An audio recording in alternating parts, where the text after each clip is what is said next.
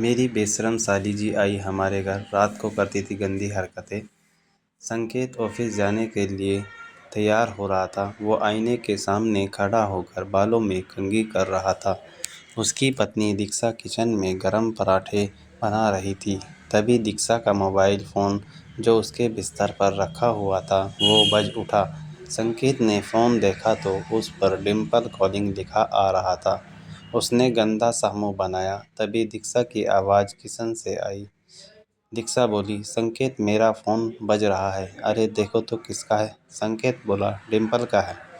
दीक्षा बोली, तो उठाओ ना, देखो तो क्या बोल रही है। लेकिन संकेत ने डिम्पल का कॉल पिक नहीं किया। इस बीच कॉल डिस्कनेक्ट हो गया। तभी एक बार फिर से डिम्पल का कॉल आने लगा। संकेत ने मोबाइल उठाया और उसे लेकर दीक्षा के पास गया। संकेत बोला, लो तुम ही बात कर लो ना। दीक्षा बोली, तुम भी संकेत हद करते हो। डिम्पल तुम्हारी साली है। तुम उससे ऐसे बेदखते हो जैसे कि वो तुम्हें खा जाएगी। ये कहकर दीक्षा ने फ़ोन उठा लिया। डिम्पल बोली, ओए कहाँ थी तू? इतनी देर से फ़ोन क्यों नहीं उठाया? सुबह सुबह ही जीजा से रोमांस कर रही थी क्या? दीक्षा बोली, अरे यार, शादी के बाद सुबह सुबह रोमांस पति के साथ नहीं, किचन में पराठों के साथ होता है। पराठे बना रही हूँ तुम्हारे जीजा जी के लिए। ऑफिस का समय हो रहा है ना। डिम्पल बोली, सही है। सुन, मैं 3 महीने के लिए बेंगलोर आ रही हूँ। ऑफिस की ट्रेनिंग है। दीक्षा बोली, सच? सुबह सुबह तो तुमने मस्त खुशखबरी दी है। आजा, बहुत दिन हो गए तुमसे मिले हुए। ये यहाँ मिलकर तीनों खूब मस्ती करेंगे। डिम्पल दीक्षा की मौसेरी बहन थी। दोनों बहनें हम दोस्त ज़्यादा थी। दीक्षा ने डिम्पल के आने की बात खुशी खुशी संकेत को बताई तो उसका मुंह उतर गया। संकेत बोला, कब आ रही है वो? दीक्षा बोली, परसों की फ़्लाइट है उसकी। संकेत बोला, परसों इतनी जल्दी? कितने दिनों का प्लान है? संकेत ने यह बात ऐसे कही जैसे जिसे सुनकर दीक्षा ने उससे कहा। दीक्षा बोली, क्या बात है? डिम्पल के आने की बात पर इतना ठंडा रिएक्शन? अरे जीजा जी लोग तो साली के आने पर खुश होते हैं और एक तुम हो जिसके चेहरे का रंग उतर गया है। संकेत, नहीं नहीं, ऐसा कुछ नहीं है। मेरा रंग क्यों उतरेगा? संकेत डिम्पल के आने की बात सुनकर नर्वस हो गया था। जब वो कार ड्राइव करके अपने ऑफिस जा रहा था तो उसे डिम्पल के साथ अपनी मुलाकात याद आ रही थी। 2 साल पहले की बात है। संकेत दूल्हे की ड्रेस में बहुत ही हैंडसम लग रहा था। वो स्टेज पर खड़ा था। वरमाला की तैयारी हो रही थी। डिम्पल, वाओ जीजा जी, आप तो बहुत ही हॉट लग रहे हो। जी कर रहा है कि आपको हक कर लूं। डिम्पल की बात सुनकर संकेत उसे घूरने लगा तो डिम्पल ने हंसते हुए कहा। डिम्पल बोली, क्या बात है, ऐसे क्यों घूर रहे हो? कुछ करने का इरादा है क्या? संकेत तभी भी डिम्पल को घूर रहा था। तभी डिम्पल जोर से खिलखिलाते हुए बोली। डिम्पल, अरे जीजा जी, आप इतनी टेंशन क्यों ले रहे हो? मैं कोई गैर नहीं, आपकी आधी घरवाली साली हूँ। डिम्पल नाम है मेरा। वरमाला के स्टेज पर यही थी डिम्पल के साथ उसकी पहली मुलाकात। बहरहाल संकेत और दीक्षा की शादी हो गई। जब वो दीक्षा को विदा करके ले जाने लगा तो डिम्पल उसके पास आई और उसके कान में कहा। डिम्पल बोली, क्यों जीजाजी, रात को सोने तो दोगे ना दीक्षा को, या पूरी रात?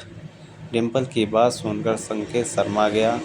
उस मुलाकात में संकेत के मन में डिम्पल की एक अलग ही छवि बना दी। फिर उन दोनों की कभी मुलाकात तो नहीं हुई लेकिन 2-3 बार फ़ोन पर बात हुई तो डिम्पल बोली, क्यों जीजाजी, अरे कभी आप भी तो फ़ोन कर लिया करो अपनी प्यारी और हॉट साली को। संकेत बोला, जी करूँगा करूँगा डिम्पल। डिम्पल बोली, कब? रात को? पर रात को तो आप कुछ और कर रहे होंगे ना। फिर डिम्पल खिलखिलाकर हंसती है। संकेत उस दिन ऑफिस में भी अपसेट रहा।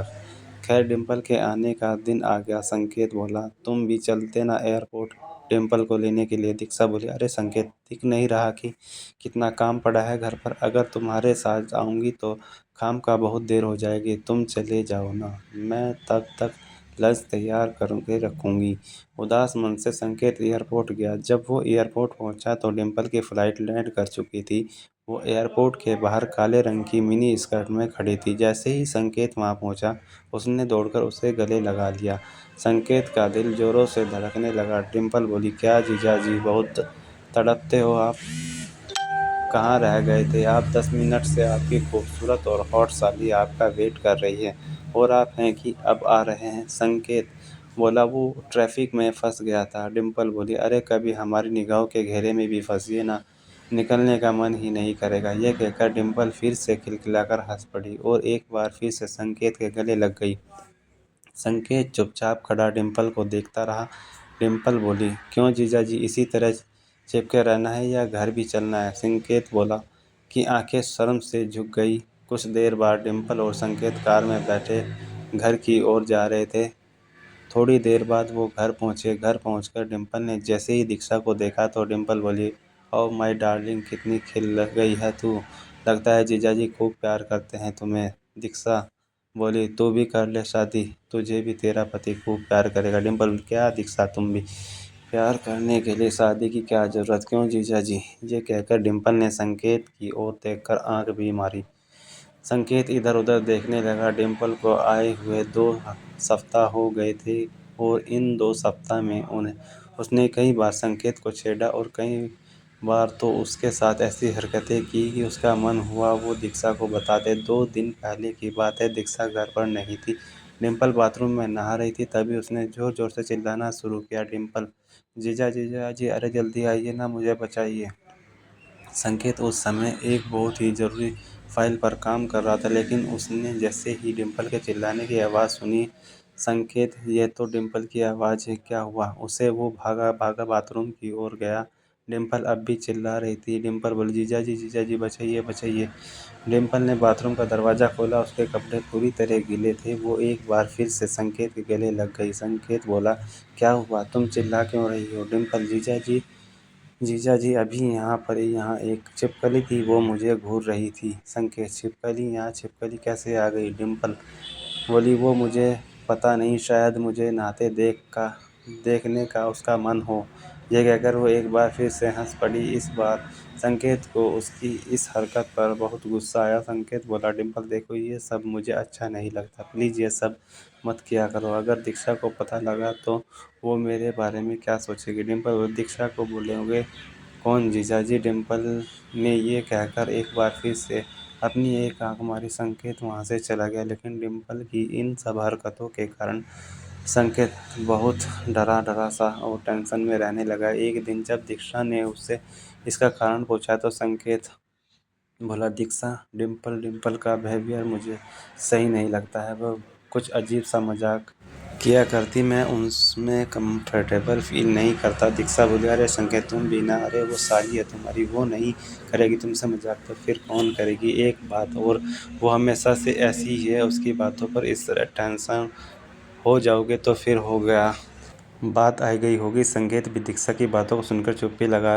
लगा गया। लेकिन उस रात की घटना ने संकेत की चुप्पी तोड़ दी। असल में कुछ दिनों से दीक्षा की तबीयत ठीक नहीं चल रही थी। उस रात दीक्षा को दवा देकर संकेत गैलरी में टहल रहा था क्योंकि उसे नींद नहीं आ रही। तभी डिम्पल वहां आ गई। डिम्पल बोली, क्या हुआ जीजाजी, नींद नहीं आ रही क्या? संकेत बोला, हाँ, थोड़ा सिर में दर्द है। डिम्पल बोली, अरे तुम तो मुझे बोला क्यों नहीं? रुकिए, मैं अभी आपको बाम लगा देती हूँ। संकेत बोला, अरे नहीं नहीं, मुझे इसकी ज़रूरत नहीं है। लेकिन डिम्पल कहाँ मानने वाली थी। वो बाम की शीशी ले आई और संकेत को ज़बरदस्ती बैठाकर उसके सिर में बाम लगाने लगी। बाम लगाते लगाते वह संकेत के करीब आ रही थी और वो जानबूझकर अपनी गर्म सांसें संकेत के ऊपर छोड़ रही थी। संकेत को अनकंफर्टेबल लग रहा था, लेकिन वो वही हरकत किए जा रही थी तो संकेत का गुस्सा फूट गया। संकेत बोला, इनफ डिम्पल, प्लीज़ ये मत करो। मैं तुम्हें कितनी बार कह चुका हूँ, ये सब मुझे पसंद नहीं। देखो, किसी भी रिश्ते की एक सीमा होती है, उसे मत लांघो। माना कि जीजा और साली के बीच मजाक का रिश्ता होता है, लेकिन मजाक का ये मतलब नहीं कि फीलिंग्स का ही मजाक बन जाए। लेकिन मेरी वाइफ बीमार है, पिछले कई दिनों से मैं ठीक से सो नहीं पाया हूँ। हर वक्त सोचता हूँ कि दीक्षा जल्दी से ठीक हो जाए और तुम हो कि।